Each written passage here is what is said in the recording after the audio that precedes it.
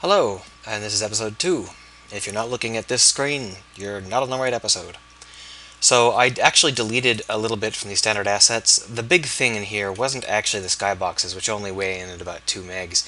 It was the third-person character controller, which was actually like a character, like a Team Fortress 2 style character. And that was weighing in at 4 megs or so I just deleted him. We don't need him. Alright, with that in mind, what we need to do is we need to create this directory called scripts, which I forgot to delete because this is the second take. I created a directory like this, and I called it scripts. We need to create a new C# script. We're going to call this one world. And we're going to drag it onto, and we have a lot of choices as to where we can put it, but we're going to put it on the main camera. Okay? We also need to create a script, which we're going to call chunk. Now, a chunk is a block of world, and if you've ever gone through Minecraft and if you've seen those square blocks of land pop into existence, that's a chunk. Come on. And we're going to put that on our square block of land. Chunk, like so. Open these up in our editor of choice.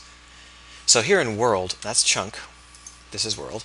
We need to add a couple of things to it. This is going to be what manages our world, and it's going to be what we pass from player to player, or what keeps continuous from chunk to chunk. So we're going to need a couple of things here. We're going to need a chunk width, chunk height, and a seed. This seed value is only going to be used later, but we might as well put it in now. And the seed is the world seed, which you may have specified once or twice if you've started up Minecraft and fussed around with adding in a seed of your choice. It's what keeps the land chunks the same no matter how many times you load the world. So here in start, we're going to go ahead and say if seed equals 0, then make seed equal to a random number.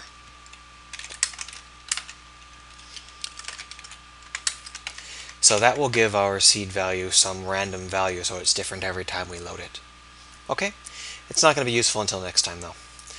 So here in chunk, this is going to be a piece of land. Now each block, each brick in the chunk is one of those little Minecraft bricks you're used to. Ours are going to be slightly smaller than Minecraft bricks, but that's okay. So those are normally represented by bytes. That's a number between 0 and 255. That only gives you room for 255 different kinds of brick. So if you have more than that, you've got to do some kind of byte 255 is actually referencing something else or whatever. Or you can change it to be ints, whatever you'd like. But we're going to use bytes. We don't need that many. So we actually need this to be a three-dimensional array, like that. You can also make it a one-dimensional array, which we could do. We might, but this will work for now. Oh wait, we don't have anything new there.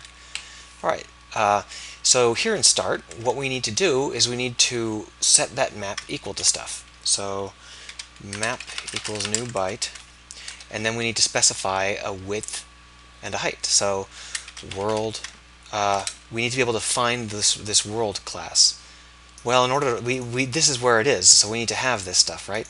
Let's go ahead and just make it so that there is a public static world, current world, and we're also going to go ahead and put a public static chunk width. I don't know whether, or rather int. I don't know whether they're allowed to have the exact same name. I don't think they are. So we're just going to call this. Let's just leave it like that. We can use the current world. Alright, so when we boot up in start, we set current world equal to this, but that reminds me, we're actually not going to use start. Start happens very late in the boot up process. It actually happens after a variety of other functions. So we're going to go ahead and use some of the other functions. One of our choices is we can use main. Main happens just before start. Another option is we can use awake. Awake happens, as far as I know, first. So that means that the world, this part will get run before anyone else gets to go. So that means that we'll have a seed defined and a current world ready to rock the instant that this boots up. And that means that over here in chunk, when we hit start, we know that the world is already set up. The world already knows its seed value and has already set itself to be global. Is current world world dot current world dot width, world dot current world dot width, and world dot current world dot height. Now we're going to run into a lot of problems later on with me forgetting which axis is z and which axis is y, because Unity has them backwards. But that we'll deal with that when it comes up. So we've got this map. We need to actually go ahead and use it.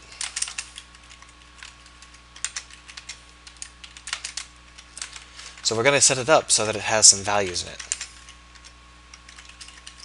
Now here is the first time that that YZ axis thing pops up. Do we want our y-axis to be vertical or deep? If we go with vertical, then we'll always have to remember to keep it that way. If we go with deep, either way, it's against the grain. It doesn't work for me. So we're actually going to go ahead and... Last time I did it so that I had to remember that y and z were flipped. This time I'm going to make it so that y is unity y. Okay? So this needs to be z. And we're going to say that map x 0z equals 1. And that will give us a nice flat surface. We're also going to go ahead and make x1z equal to a random value between 0 and 1. So that means it'll be either 0 or 1. So we'll get like a spotty surface. Now, how can we test this? Well, it's public, so when we hit play, cannot cast from int to byte. Of course not. The range of 0 to 1 is very hard to cast to a number between 0 and 255. You have to cast this into a byte because Unity thinks, or C# thinks that it is an integer. By the way, I'm working in C# and I plan to keep working in C#. If you're addicted to JavaScript, all this stuff is pretty easy to translate, but you'll have to do it on your own. Later on, I'll be doing some pretty heavy-hitting stuff using generics, and you won't be able to do that in JavaScript very easily at all. So if we hit pause, and we walk on over to our brick, and we take a look at the chunk script, oh, it doesn't actually tell us. It doesn't know how to represent this. I'm not sure why that is. It must not know how to represent a three-dimensional array. Yeah, that's probably it. Take my word for it, it's working. So the next step we need to actually do is we need to make it so that this is a mesh that we can render. So first thing we need to do is we need to stop stretching. Stretching here in the scale is a bad idea because it stretches the mesh and that makes all of your mesh coordinates go crazy. So we're going to go ahead and not do that. Our first person controller should be directly over our block, and now we need to have it so that there's a mesh. So public mesh, active mesh, public mesh, visual mesh, and then we also need to have public mesh renderer, and public mesh collider, and these are going to be handy shortcuts for us later. Mesh renderer equals get component mesh renderer, and mesh collider equals get component mesh collider. Now we're going to go ahead and make those required, and that way we'll never forget.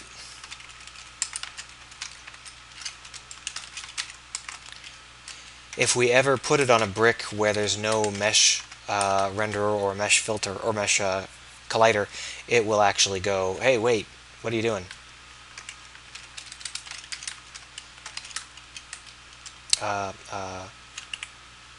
Mesh collider.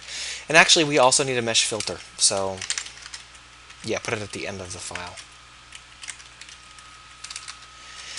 So the reason we need all of these things is because Unity doesn't have any kind of combined object that does all of these things. They are different objects.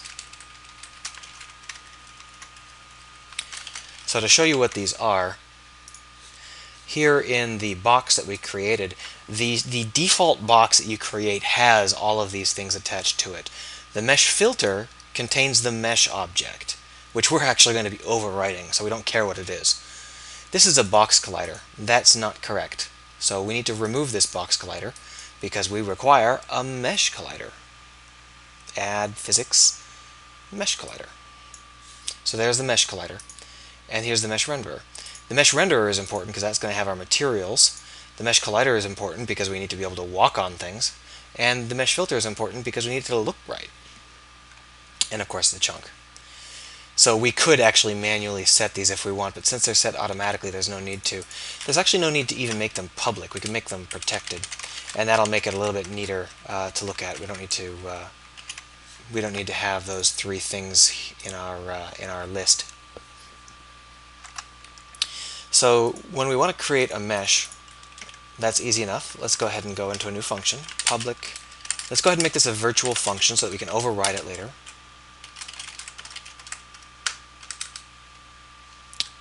Sorry, I'm thinking ahead here.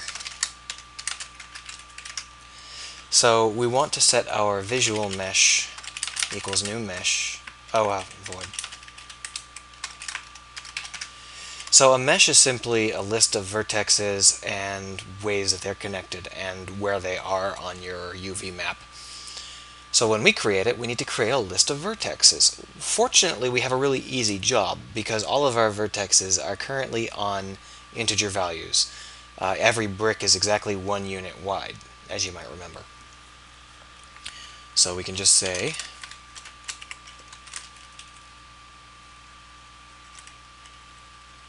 blah, blah, and then we need to include y as well.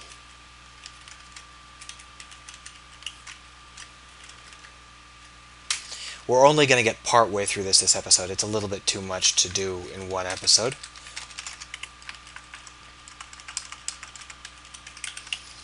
Alright, so what we have is we're going through all of these blocks, but we need to have a couple of things that we can write to.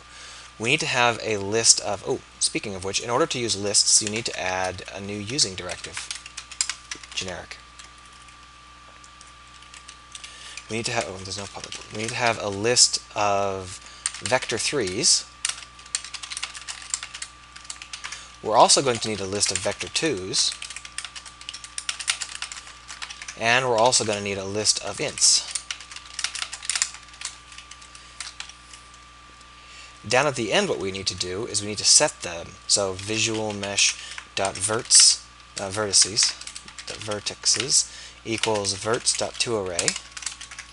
Visual mesh.uv equals uv.toArray, and visual mesh.triangles equals tries.toArray. And then we need to visual mesh.recalculate bounds and visual mesh.recalculate normals. And then we need to make sure to set our mesh filter to use it.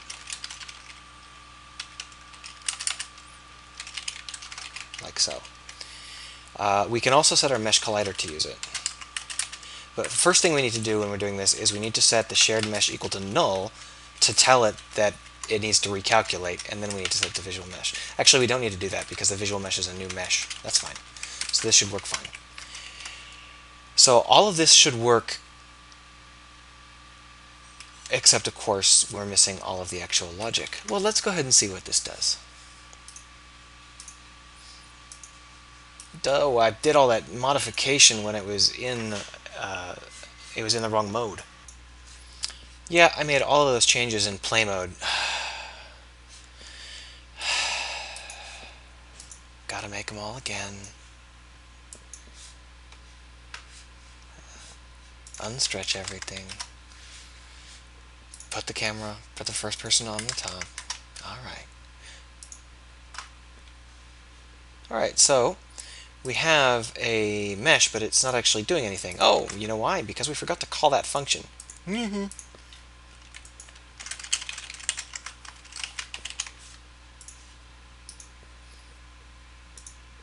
Oh, pause. See, now it's gone. It's gone! It's actually above our character because we're falling now. We can't tell that we're falling because the sky map doesn't care. The sky doesn't care. and the box is invisible, so he can't see it. So he can't tell we're falling, but we're falling. And the cube has gone to being invisible. 0 verts, 0 tries. So that's going to be, next time, we're going to build all of the faces that we're going to need, and I'm going to go into some detail about kinds of options that we've got for that. Next episode might be kind of long.